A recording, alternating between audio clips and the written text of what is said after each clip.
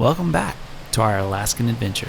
In the previous episode, we began our trek south from Dead Horse and met up with our good friends Craig, Claire, and Milo of Alaska Overlander. These folks had not only lent us the use of their Tacoma, but were now also sharing some of their favorite spots with us as we made our way towards Anchorage again. Today, we're headed out to explore another historical gold mining area in hopes to find even more incredible views and maybe even some successful gold panning to top off what has been yet another amazing adventure here in the last frontier. So ride along.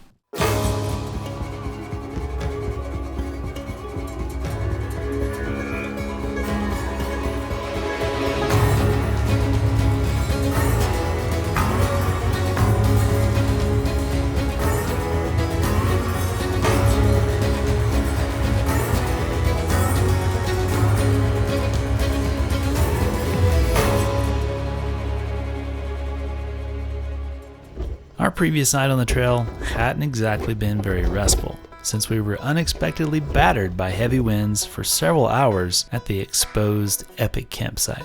We eventually threw in the towel at 3 a.m. and relocated to a more sheltered location, but honestly, after our rude awakening and very little rest after that, we opted to sleep in a bit this morning before sleepily staggering out of the tent in search of copious amounts of caffeine for our final day of travel.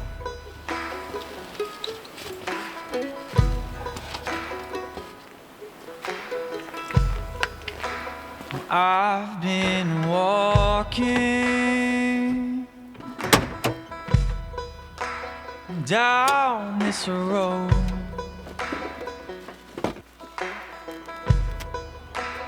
on my own, on my own.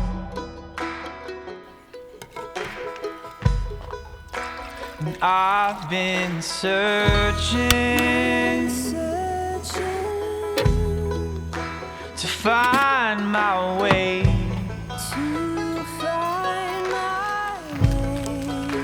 to find the path. So you rent this trailer out too, right? We do, yeah. This is Sue Sittner, and she's great for locals, and if someone's got another vehicle that they've got rented, it can be towed behind. So, yeah. So you can drop in, grab a Yukon, and then exactly. do a little bit of everything. Mm-hmm. Nice. Got everything in it, hot water, got the X-Cover 2.0 on it, which is awesome. You can flip it over, it's a hard shell on the top of it, and it's got rails, so you can carry kayaks on it too as well. Oh, nice. Yeah, which is a nice little feature. Kind of does everything. It does. This is a cool little trailer. Yeah, I like she's it. light too as well, so it doesn't really... Probably about 1,400 pounds? Mm-hmm, yeah. Wow. Yeah. Nice. How'd you sleep? A lot better. Yeah? Yeah. You rested? You look fresh. Oh, good. Yeah. You look ready for another week of just go, go, go. No. No? I don't think You don't want me to extend our flight? No, we're good. Okay. You have to go back to start appreciating it at some point. That is true. Otherwise, you're just in it. Yeah, exactly. The train ain't running like I wanted to go.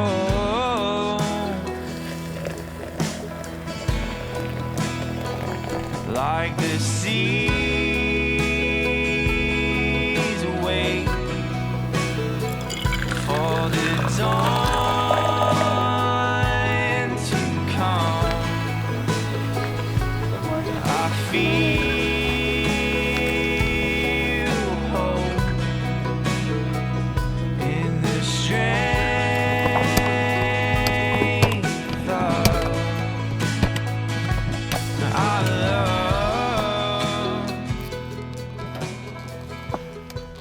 After some hot coffee, delicious pancakes, pure maple syrup, and pre-cooked sausage patties, we were ready to hit the Alaskan bush one last time. I'm not gonna lie, even though we were exhausted after 3 weeks of fast and furious travel, it was so hard to stop exploring this wild and beautiful country with her constant surprises and ever-present excitement for what's around the next bend.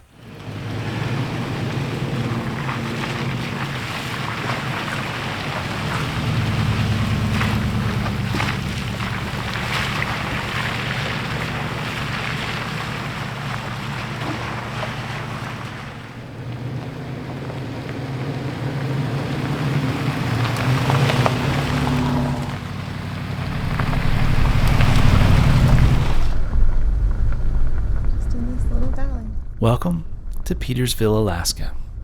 This tiny town of 21 people are all that's left of an all too familiar cycle of gold discovery, boom, then bust, leaving behind only a glimmer of its former glory. Now we owe our thanks for the existence of this trail to a gold strike in 1898 when prospectors began pulling color from their pans along Cache Creek, just a few miles west of here. The excitement for the discovery was quickly tempered though, since these gold fields were very remote, which made moving mining equipment and supplies extremely difficult. Then, in 1917, a miner named Henry Barenberg blazed the trail from Cache Creek to Talkeetna, and soon, a fresh stream of miners began making their way to the finds. The Cache Creek Wagon Road, as it was called, would eventually be widened and renamed the Petersville Road as more formal settlements were developed along its route. To date, an estimated 200,000 ounces of gold have been pulled from these streams. That's about $347 million at gold's current value, which makes it even more impressive when you consider that this was all mostly dug and sluiced by hand.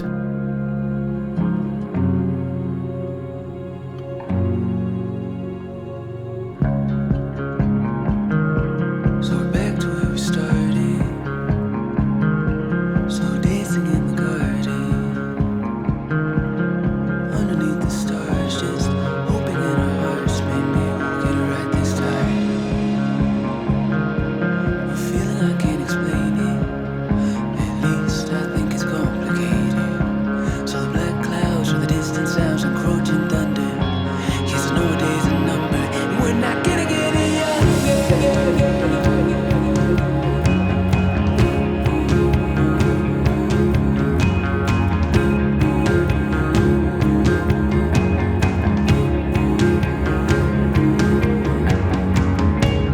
Hit it out of focus. If only for a moment.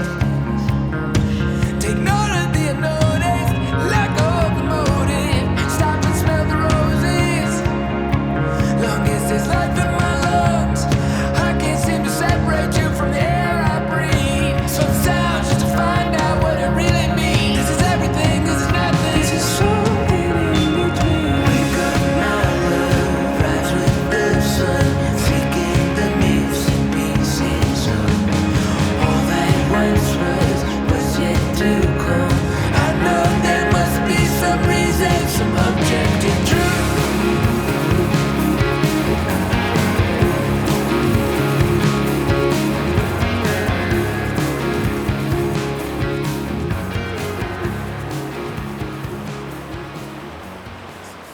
While most of this area has privately held mining claims, the state of Alaska has set aside a few places for recreational panning, and since my first attempt got thoroughly rained out a couple weeks back, it was time for redemption, and maybe a bit of pocket change if I could find some color. Gold panning works on the relative gravity of the material, rocks, and minerals. Since gold weighs 19 times more than water, and about 6 to 8 times more than most rocks and minerals in the riverbed, it will sink to the bottom of your pan. The trick is to get all the material suspended in the water so gravity can do its job as you slough off the lighter material off the top. I like to use my fingers to stir up the muddy mess first to get everything saturated and moving around. Then I pull the larger rocks out, but just make sure you wash them off over the pan because apparently gold flakes can stick to them. You can also use a screen or qualifier before loading the pan to help keep the bigger stuff out. Next is just a lot of moving and shaking while keeping fresh water flowing into the pan. It's best to do this in a still part of the stream so the current doesn't accidentally wash material out too fast. When there's very little material in the pan is when I slow down and let the riffles on the edge do the work of keeping those gold particles in place while the rest flows over the edge. It all sounds relaxing and maybe even looks satisfying, but after a couple of hours, your back locks into a permanent arch, and you start to appreciate how hard the miners of old had to work to make a living in these streams. But when you see a bit of color after a few minutes of work, it's very, very hard to stop. And that is why they call it gold fever.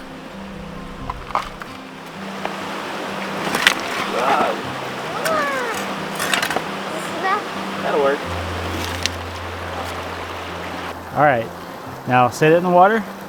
Use your fingers and remember to stir it up without letting any big pieces fall out, like this. Help that gold go down to the bottom. Pick it up and just go side to side. Well, front to back, really. Shake it a little harder and tilt it. Tilt it out a little more so that the bad stuff can go out. There you go. There you go. Now, pause a second. Give it a good smack. No, like this. And then just go back to doing this again. Need a little smack. A little bit of this. And you want to keep it just moving so that gold can fall to the bottom, okay? There you go. Yeah, so you're gonna go, let's turn those riffles this way. You follow me, okay? There you go, you're doing good. See how I'm back up out of the water now? We gotta get a little more of that sand out of there though. Do you see any? A little bitty piece right there. Where? Oh yeah, I see that. That's cool.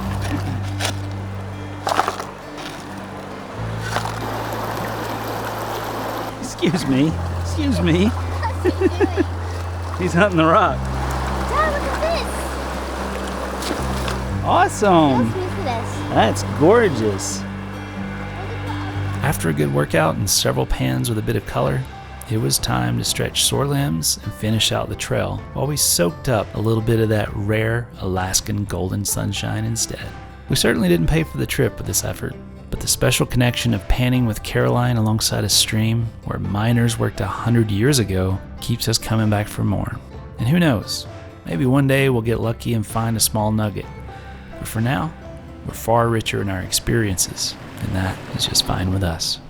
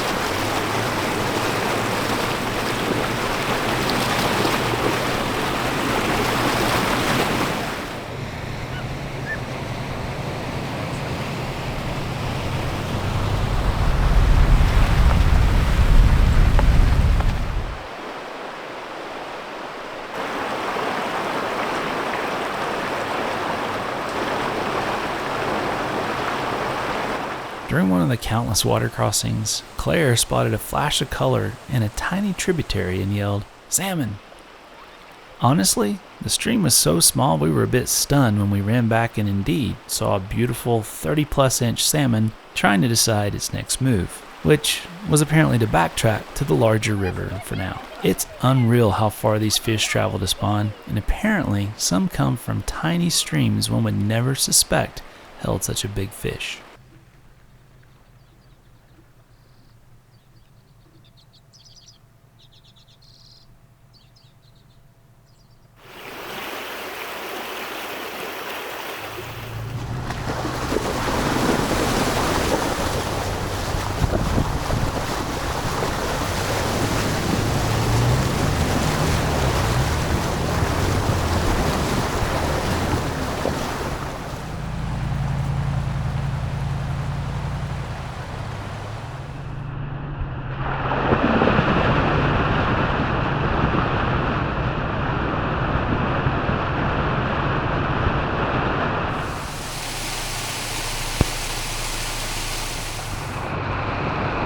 As we were making our way along the trail, my vintage radar went off, and I caught a glimpse of what looked like a 40 Series Land Cruiser in the bush. After pulling over to investigate, what we found wasn't a 40, but it turned out to be something even cooler.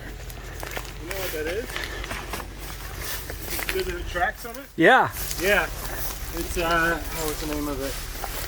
snow track. That's what it says. Wow, what a machine. That front end is cool. Dang. It's probably for here for winter. That's awesome. Look at Dude, that is the Winter Alaska Overland Edition right there. You need to get one of those and build that out. See, there's your roof business. There's your Put a roof top on rack top. right there. Man, that's so cool. These are awesome. I wonder what year that is. Almost like a Citron base in the Sweden. S24, number 409. Wow. That is amazing. Love the radio on the side too as well. Yeah. Snow. Looks like we need a winter adventure in our future with something like this to play around in. I made sure to thoroughly encourage Craig to add one of these to the fleet for next time. With yet another incredible Alaskan trail complete, it was time for the ceremonial airing up. In the distance, Denali continued to tease us with glimpses of her snowy shroud through the sporadic cloud cover, and we couldn't help but sigh wistfully, knowing that our time in Alaska was up, and we would soon be on a jet headed south again. There aren't words to express our special connection to this wild, magical land, and every time we set foot in this wilderness, the call grows a little louder in our bones to return again. Who knows? Maybe one day it will get the better of us and we'll just stay. But for now, we've pointed our trusty rental steed, Nanana, south and let her gallop for the stable as we reflect on some of the most memorable Alaska moments we'll be carrying home in our hearts. Tossed in like a castaway, what we wanted, not what we thought we wanted. Tossed in, you couldn't see it coming, what we needed, not what we thought we needed. Don't give up, don't give in.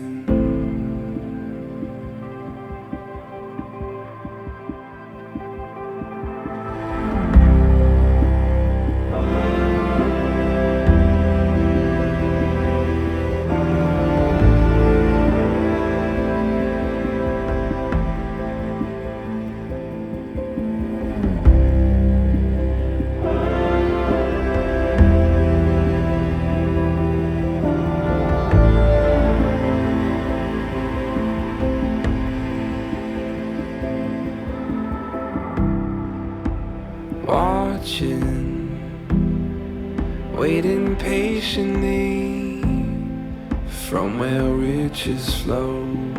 My heart is sure to follow. Over here, you can see much clearer. What you wanted was always only what we needed. Won't give up, won't give in. Take everything we have and let the new begin. Won't give up, won't give in. Take everything we have and let the new.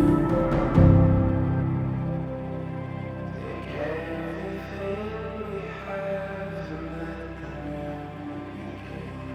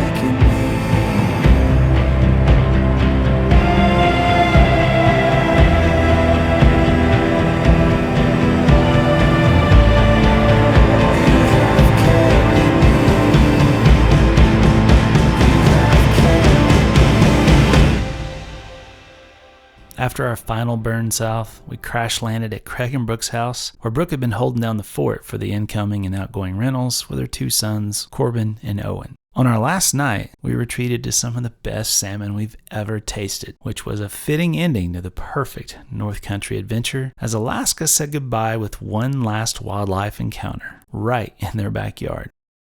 Our family would like to extend a very special thanks to the Alaska Overlander family for their friendship and hospitality over these past 2 years. You guys are truly amazing, and we can't wait to return again for even more adventures, hopefully with the whole family next time around.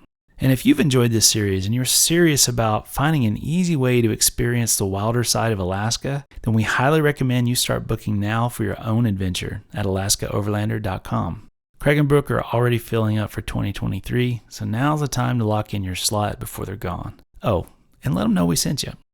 Now, we head south to the lower 48, where a new type of adventure is already brewing. Something exciting, something huge, and maybe even more wild than Alaska itself. You're going to want to stick around for what's next, so stay tuned, stay curious, and remember to leave it better than you found it.